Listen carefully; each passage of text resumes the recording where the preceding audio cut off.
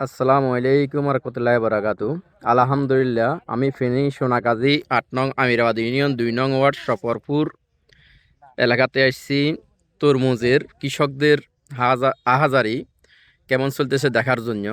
কৃষক একেবারেই শেষ। তরমুজ যারা চাষ করছে তাদের কি অবস্থা এটা বোঝার মতো না।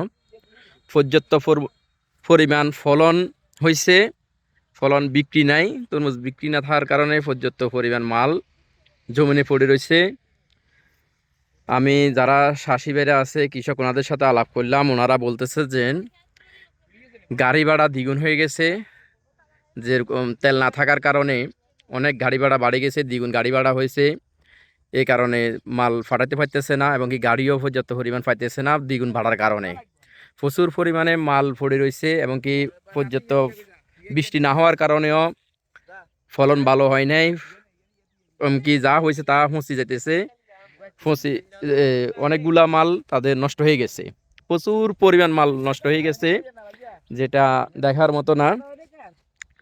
যেটা ক্ষেতকে ক্ষেত তরমুজ পড়ে রয়েছে এবং কি নষ্ট হয়ে যাচ্ছে।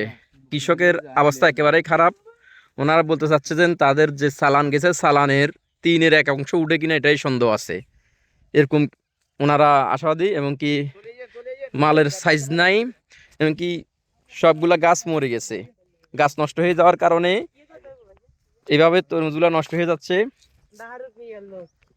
এই